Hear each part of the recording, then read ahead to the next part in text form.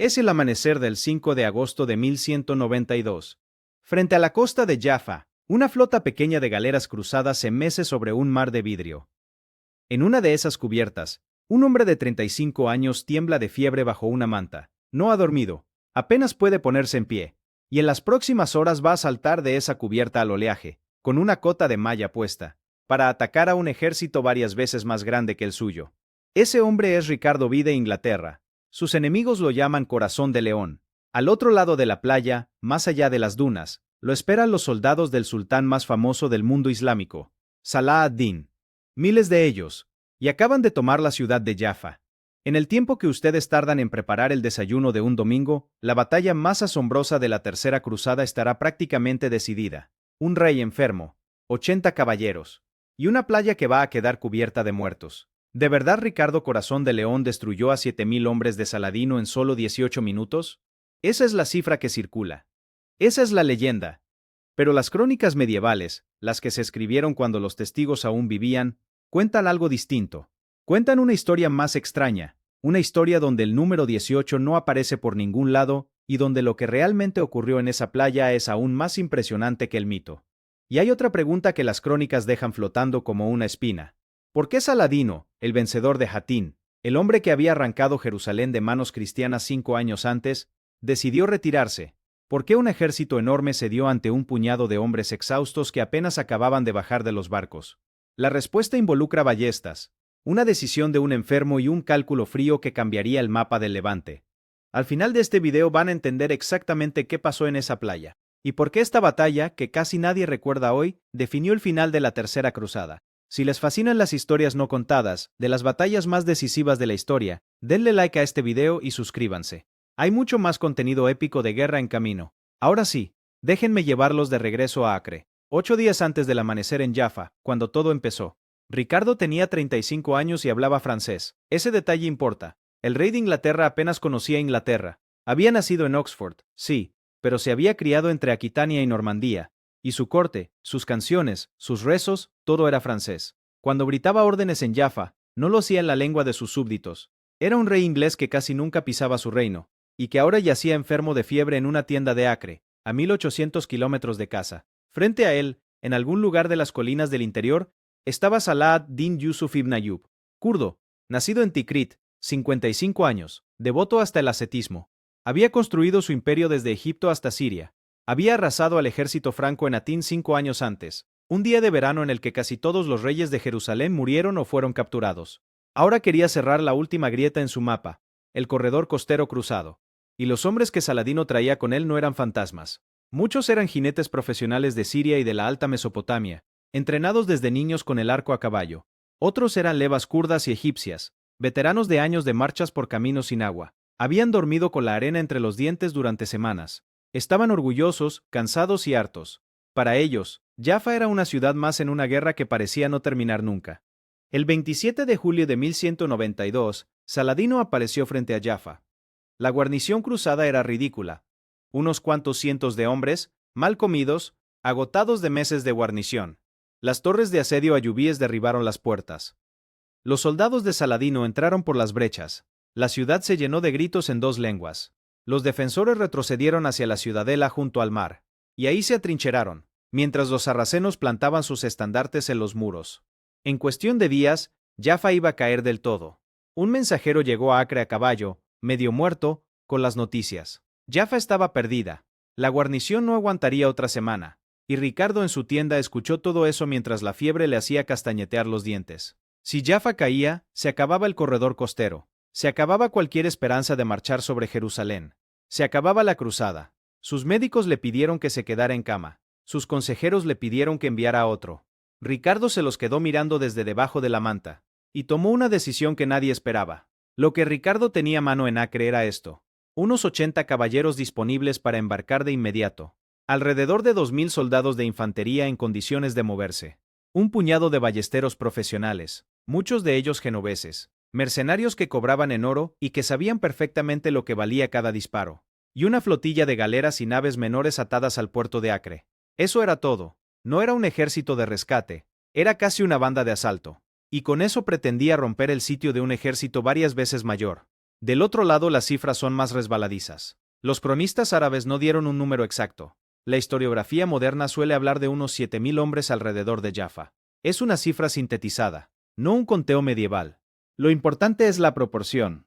Entre caballería pesada, jinetes arqueros, lanceros y arqueros de a pie, Saladino tenía muchos multiplicadores de un ejército como el que Ricardo se atrevía a llevar por mar. Y él lo sabía. Jaffa está clavada en la costa del Levante, con los muros de piedra pegados casi al agua. Al norte de la ciudad se abre una playa de arena pálida con dunas bajas y matorrales secos. Y más allá, un terreno ondulado donde la caballería puede maniobrar. En agosto, ese lugar es un horno. El sol pega como un martillo. La arena refleja luz que ciega, y el viento del mar apenas alcanza a mover el aire caliente tierra adentro. Volvamos a Ricardo. Tenía 35 años, la piel amarilla por la fiebre y una reputación construida a golpes. Su cruzada, hasta ese momento, había sido una lista de victorias. La toma de Acre, la victoria de Arsuf. Pero también había sido una lista de decepciones.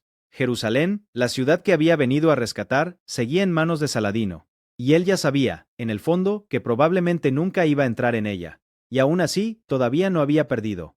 Piensen en esto un segundo. El rey de Inglaterra, ícono del imaginario inglés, apenas hablaba inglés. Sus órdenes en Jaffa se dieron en francés, con acento de Aquitania.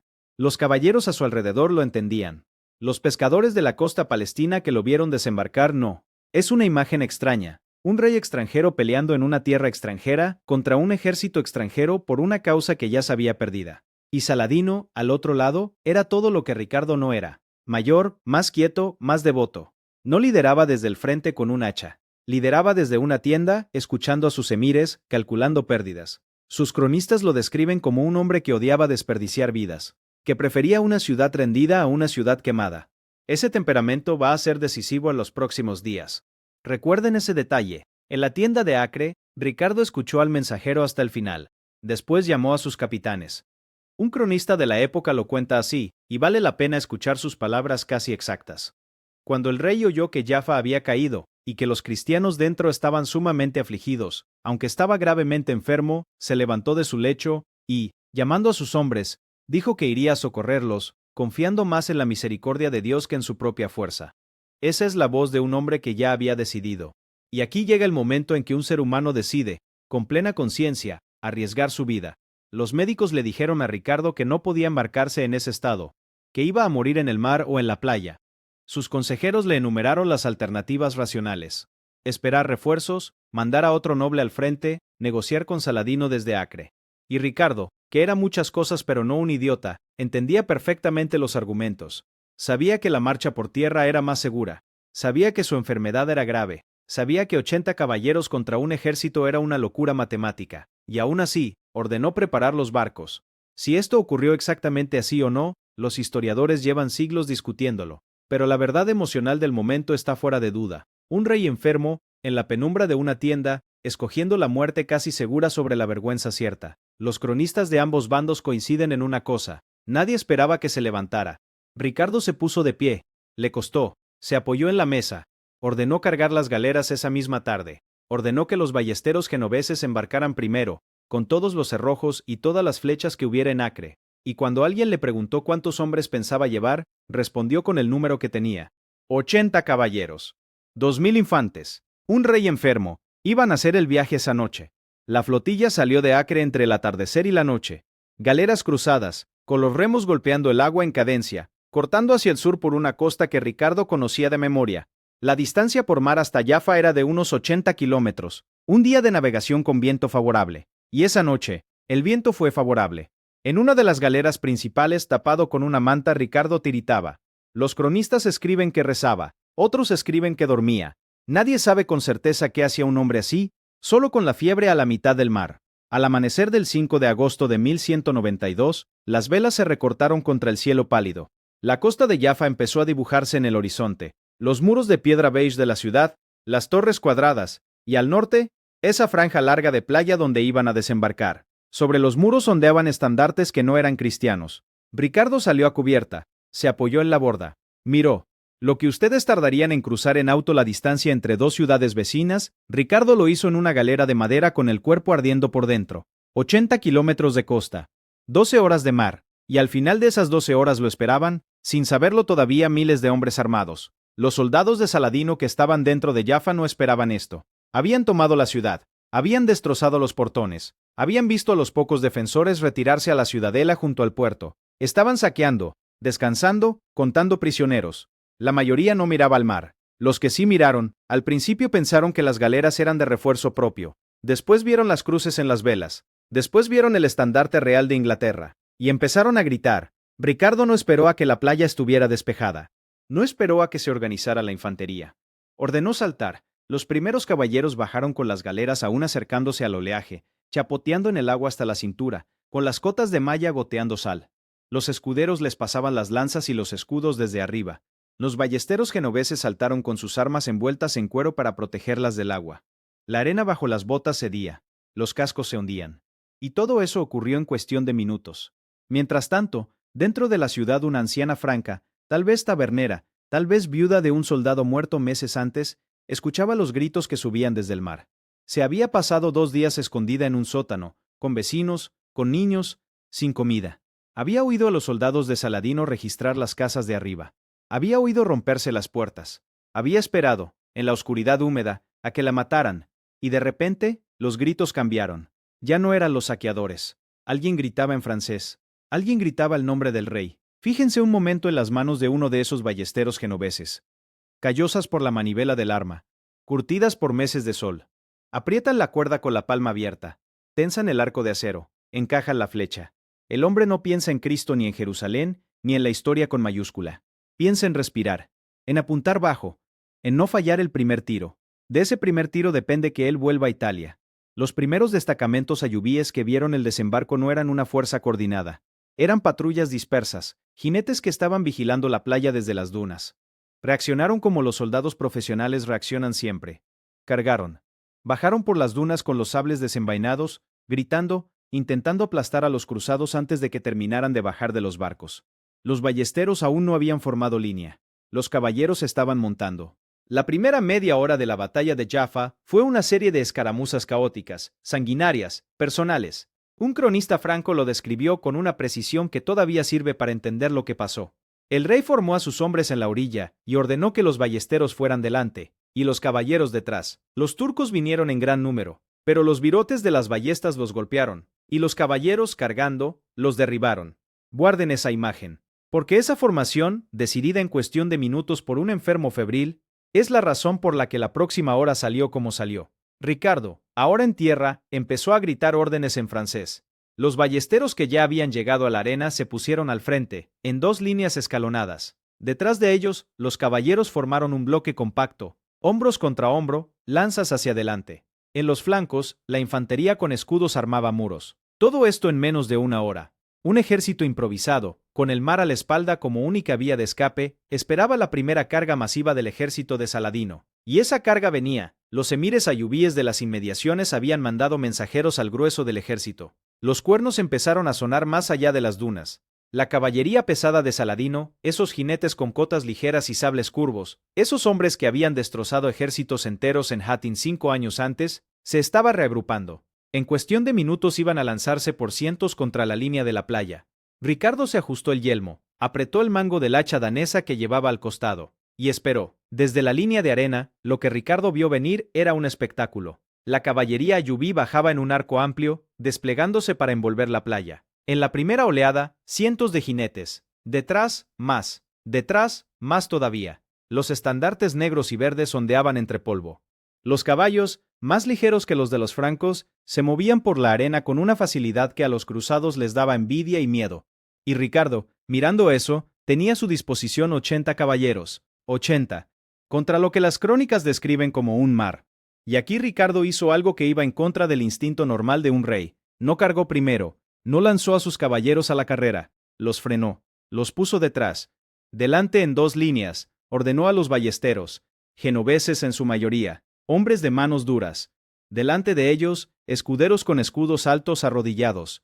Detrás de los caballeros, los sargentos de a pie con lanzas largas. Un puercoespín de acero y madera con el mar rugiendo a la espalda. Un solo movimiento equivocado y todo se derrumbaba. El sol ya estaba alto, la arena bajo las botas de mallas quemaba a través del cuero. El aire olía a sal, a algas, a sudor de hombre encerrado en hierro. Los caballos cruzados, cansados del transporte marino, resoplaban. Un caballero se desmayó del calor incluso antes de que empezara el ataque. Los ballesteros, hincados en la arena, cargaban sus armas. Una manivela, 2 vueltas, el cerrojo trabado, la flecha encajada, cada movimiento repetido en fila, como una máquina hecha de carne. 80 caballeros, contra un ejército del que las crónicas árabes ni siquiera se dignaron a dar la cifra exacta. 80 hombres a caballo, más un puñado de italianos con ballestas, contra la caballería que había roto reinos enteros. La aritmética de esta batalla no cierra, y sin embargo, en las próximas 2 horas iba a cerrar. Los ayubíes empezaron a moverse, primero al trote, después al galope, y en algún lugar entre las dunas, un cuerno sonó 3 veces. Era la orden de cargar. La caballería ayubí se lanzó como una ola, cientos de jinetes bajando de las dunas en un arco cerrado, cerrándose sobre la formación cruzada. Los cascos golpeaban la arena con un ruido sordo que se sentía en el pecho antes que en los oídos. Los sables ya estaban desenvainados. Los primeros arqueros a caballo empezaron a disparar en el galope, dibujando arcos de flechas contra el cielo. Los cruzados hincaron una rodilla. Los escudos subieron, y Ricardo, montado detrás de la línea, esperó. Aún no dio la orden. Los ayubíes seguían acercándose. 200 metros. 150. A los 100 metros, Ricardo gritó. Los genoveses soltaron la primera descarga de ballestas casi al mismo tiempo. Y aquí el detalle técnico importa. Un virote de ballesta, disparado con un arma de acero cargada a manivela, atraviesa una cota de malla como si fuera lino. A 100 metros, no perdona. La primera fila de la carga ayubí se desintegró. Caballos abriéndose en el aire. Jinetes lanzados por encima de las crines. Cuerpos rodando en la arena. Y detrás, la segunda fila tropezando con la primera. Pero entonces los ayubíes no se detuvieron.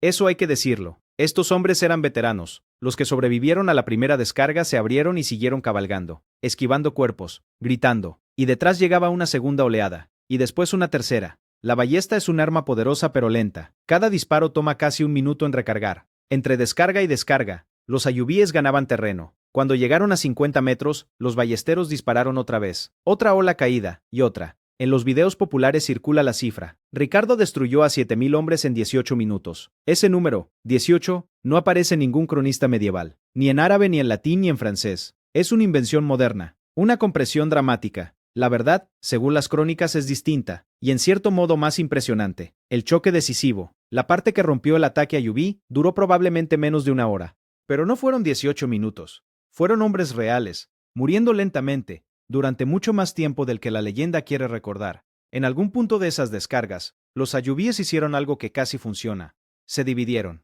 Una mitad cargó por el frente, la otra intentó rodear el flanco izquierdo. Ricardo lo vio.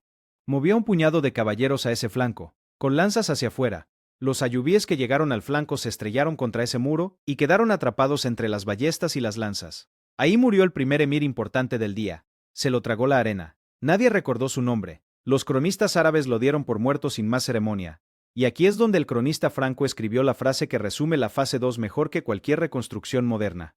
Escuchen cómo lo describió, con el asombro de quien no acababa de creerlo. El rey formó a sus hombres en la orilla y ordenó que los ballesteros fueran delante, y los caballeros detrás. Los turcos vinieron en gran número, pero los virotes de las ballestas los golpearon y los caballeros, cargando, los derribaron. Es una descripción escueta, casi seca, pero encierra la clave de la batalla. Los turcos vinieron en gran número. Los virotes los golpearon. Los caballeros los derribaron. 3 verbos, 3 momentos, y una carnicería que iba a definir el resto de la guerra. Y en algún momento, Ricardo se dio cuenta de que la ola estaba disminuyendo. Y entonces montó. Ricardo Corazón de León subió a su caballo. Los cronistas lo describen con precisión curiosa. Yelmo cerrado. Sobrevesta con leones. Escudo colgado del brazo izquierdo. Y en la mano derecha una hacha danesa de mango largo. Ese detalle del hacha danesa no es decorativo. Un hacha danesa, con la fiebre en el cuerpo, en la arena de la playa, dice algo sobre el estado mental de Ricardo. Quería llegar al enemigo, quería estar cerca, y detrás de él, los 80 caballeros disponibles se acomodaron en formación cerrada, rodilla contra rodilla. El momento exacto en que ordenó cargar no está registrado, pero está registrada la escena. Ricardo cabalgó al frente de la línea, se paró delante de sus hombres, gritó algo. Los cronistas no dan las palabras exactas, y espoleó al caballo. 80 caballeros, cargando por una playa de arena hacia una masa de jinetes ligeros y de infantería que ya estaba tambaleándose. La distancia era corta, 200 metros, 300 como mucho, pero cada metro contaba, porque en la arena los caballos francos se hundían y perdían velocidad. Y sin embargo, cuando llegaron con todo. La carga franca completa es una máquina de destrucción específica. Caballo pesado, hombre pesado, lanza rígida apuntada bajo el brazo. A la velocidad que sea, ese conjunto atraviesa cuerpos. Los ayubíes que estaban justo delante intentaron dispersarse.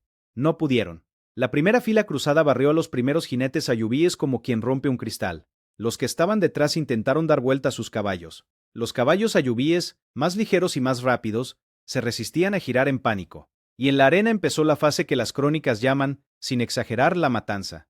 Ricardo peleaba en primera línea. Los cronistas insisten en eso, tanto los francos como los árabes. No estaba detrás dando órdenes. Estaba dentro. El hacha danesa subía y bajaba. La sobrevesta con leones estaba empapada. Detrás de él, sus caballeros seguían la estela como los surcos de un arado. Un emir ayubí intentó llegar a él. Los cronistas árabes registran la escena con cierta amargura. Llegó, chocó, no volvió. Otro lo intentó. Tampoco. Un rey inglés de 35 años ardiendo de fiebre era el centro exacto del huracán. Fíjense en las manos de Ricardo un segundo. Manos de un hombre criado en Aquitania, entrenado en torneos desde los 12 años. Ahora aprietan el mango del hacha con los nudillos blancos bajo la manopla de malla. La fiebre le hace ver borroso.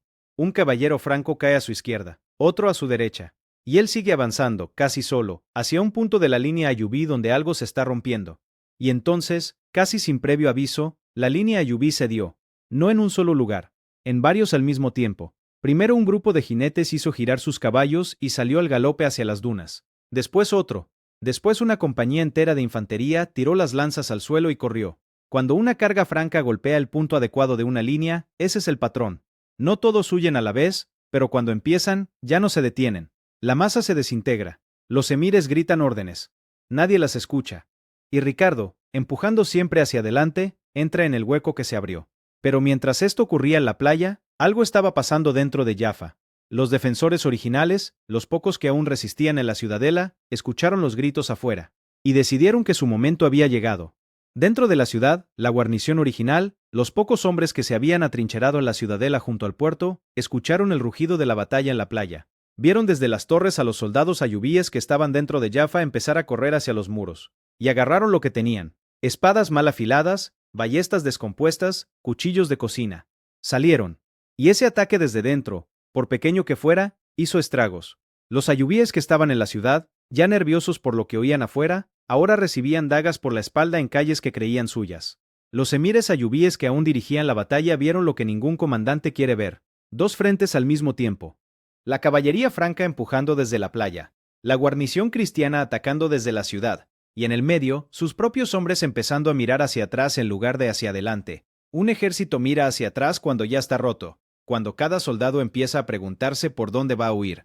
Y eso, en la formación ayubí, ya estaba pasando. Y sin embargo, hay que decirlo también. Los ayubíes intentaron reagruparse. No se desmoronaron completamente. Algunos jinetes profesionales dieron vuelta a sus caballos, cargaron una vez más, intentaron cubrir la retirada de los suyos. Un emir cuyo nombre no llegó a las crónicas latinas cargó él solo contra la línea franca, para dar tiempo a los otros. Murió. Otros lo intentaron. La retirada ordenada es una de las maniobras más difíciles de una batalla. Requiere que alguien se quede a morir para que otros vivan. En Jaffa, varios hicieron ese cálculo. Pero para media mañana del 5 de agosto de 1192, ya no había batalla. Había persecución. Los cruzados perseguían por la playa y por las dunas. Los ayubíes corrían hacia el interior, hacia las colinas, hacia donde estaba el grueso del ejército de Saladino, que aún no había entrado en combate. En la arena quedaban cuerpos. Muchos cuerpos. Y Ricardo, jadeando bajo el yelmo con la fiebre subiéndole hasta los ojos, detuvo por fin a su caballo. Miró alrededor. La playa era suya. La ciudad, otra vez, era suya. Pero a varios kilómetros de la costa, en su tienda de campaña, Saladino todavía tenía el grueso de su ejército intacto.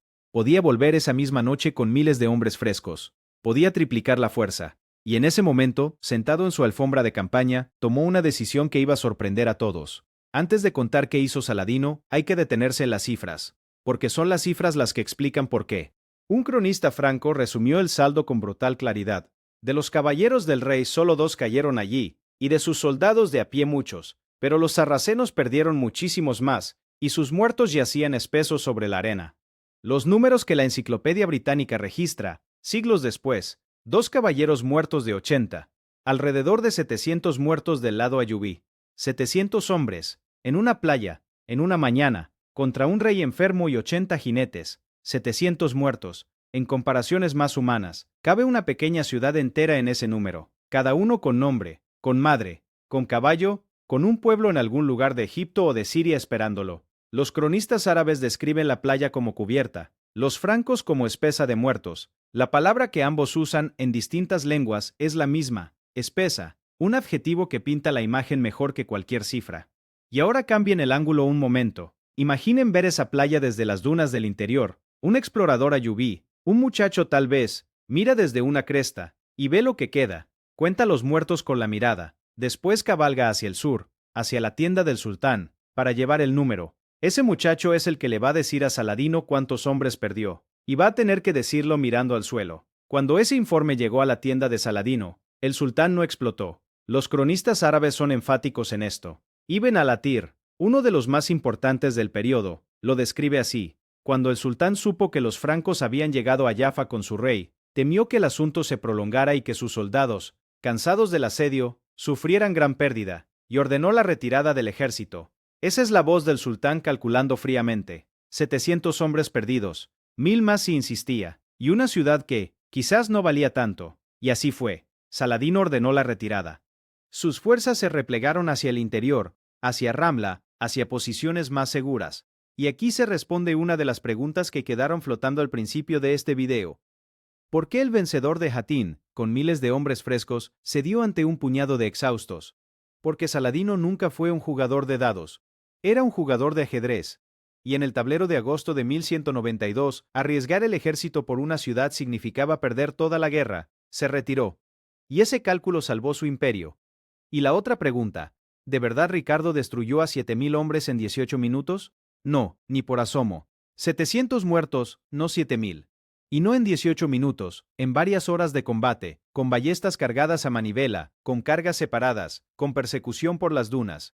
La cifra popular de 18 minutos es una invención moderna, comprimida para redes sociales. La realidad es más lenta, más sucia y más impresionante que el mito. En Jaffa, esa tarde Ricardo se dejó caer contra un muro. La fiebre volvía en oleadas. Ordenó reparar los portones. Ordenó atender a los heridos. Ordenó enterrar a los muertos. La ciudadela estaba llena de defensores originales que lloraban de agotamiento y de alivio. Los cronistas cuentan que Ricardo pasó las noches siguientes casi sin dormir, vigilando por si Saladino cambiaba de idea. No lo hizo. Pero durante días, el rey no soltó el hacha. Un hombre no confía cuando ha visto lo que él acababa de ver. Aquella anciana franca del sótano, la que había pasado 2 días esperando morir, salió a la calle esa tarde. Encontró a un caballero franco lavándose las manos en un pilón. Le preguntó, en un francés casi olvidado, si podía volver a su casa. El caballero, que probablemente era de Normandía, no supo qué decir. Le señaló con el hacha hacia el norte de la ciudad. La mujer caminó por calles llenas de cuerpos, y encontró su puerta. Estaba rota. Su casa estaba vacía. Pero era suya. Uno de los ballesteros genoveses, herido en el hombro por una flecha, se sentó junto a su ballesta rota. Nadie registró su nombre. Se limpió el sudor. Bebió agua tibia de un odre. Pensó en el barco que lo iba a llevar de vuelta a Génova, si tenía suerte y sobrevivía a la infección. Pensó en su hija, a la que no veía desde hacía 2 años. Y se dio cuenta, tarde, de que estaba llorando. Los que estuvieron ahí escribieron después que muchos hicieron lo mismo. Y en el otro lado, uno de los emires que sobrevivió cabalgó hacia el sur con vergüenza en los ojos. Había perdido la mitad de sus hombres en la playa. Los había visto caer sin poder hacer nada. Cuando llegó ante Saladino se arrodilló y esperó el reproche. Saladino no lo reprochó. Le puso la mano en el hombro. Le dijo que fuera a descansar. Y esa clemencia también forma parte de la leyenda del sultán. Pero el final de la batalla era apenas el comienzo, porque ahora en una tienda entre Jaffa y Ramla iban a hablarse 2 hombres. Entre finales de agosto y principios de septiembre de 1192, Ricardo y Saladino intercambiaron mensajeros. En el medio, un hombre de 49 años llamado Balián de Ibelín, noble del reino de Jerusalén, casado con una princesa bizantina, corría de un campamento al otro. Balián ya había vivido este momento antes. En 1187, había sido él quien negoció la rendición de Jerusalén ante Saladino. Ahora 5 años después negociaba otra vez. Solo que esta vez no como derrotado, sino como intermediario entre 2 vencedores agotados. El 1 o 2 de septiembre de 1192, se firmó lo que hoy llamamos el Tratado de Jaffa. Un cronista árabe lo resumió con la sequedad de quien sabe que estos documentos duran poco. Entre el sultán y el rey de los francos se acordó una tregua de 3 años. Jerusalén quedaba para los musulmanes, pero los francos podían venir como peregrinos. 3 años de tregua. Jerusalén permanecía bajo control islámico. Los cristianos podían visitarla como peregrinos, sin armas. La franja costera, desde Tiro hasta Jaffa, unos 150 a 200 kilómetros de costa, quedaba en manos cruzadas. Y aquí está el hecho que pocos saben, y que reescribe toda la historia. Mucha gente cree que la tercera cruzada terminó con Ricardo recuperando Jerusalén. No fue así. Ricardo nunca puso un pie en Jerusalén como conquistador. La ciudad santa siguió en manos musulmanas. Lo que Ricardo ganó en Jaffa no fue Jerusalén, sino el derecho de los peregrinos cristianos a visitarla desarmados y una franja de costa. La victoria famosa del Corazón de León fue tanto un fracaso militar como una obra maestra diplomática. Y esa contradicción es la razón exacta por la que Jaffa se recuerda tan poco. No encaja con la leyenda. El 9 de octubre de 1192, Ricardo dejó Acre y empezó su viaje de regreso a Europa. Nunca volvió a Tierra Santa. En el camino de vuelta fue capturado cerca de Viena, retenido por rescate durante más de un año y pasó el resto de su reinado peleando en Francia. Murió en 1199 con 41 años por una herida de ballesta en un sitio menor en el Lemosín. Saladino murió antes que él. En marzo de 1193, apenas 6 meses después de firmar la tregua. Los dos protagonistas de Jaffa se apagaron rápido, y la batalla misma se fue difuminando. Los cronistas cristianos posteriores prefirieron recordar Arsuf, más limpia, más frontal. Los cronistas árabes prefirieron enfocarse en Hatín y en la reconquista de Jerusalén de 1187. Jaffa quedó como una nota al pie, y cuando la cultura popular la redescubrió en el siglo XXI, la simplificó a una cifra imposible: 18 minutos, 7.000 muertos, el rey del hacha danesa. La leyenda ganó, la complejidad perdió, pero la complejidad, como siempre, es la parte más interesante. Vuelvan un momento al principio, a esa cubierta, al amanecer del 5 de agosto de 1192, a un hombre de 35 años temblando de fiebre, mirando la costa que se acerca. Ahora ustedes saben lo que él no sabía. Saben que iba a ganar la batalla y a perder la guerra, que iba a salvar Jaffa y no iba a ver Jerusalén, que su gesto imposible en la playa iba a entrar en la leyenda con el número equivocado, y que su verdadero legado, 3 años de tregua y un camino para los peregrinos, iba a durar más que su propio nombre. Esa fue la batalla de Jaffa. Si quieren seguir descubriendo estas historias enterradas por siglos, suscríbanse al canal. Nos vemos en el próximo campo de batalla.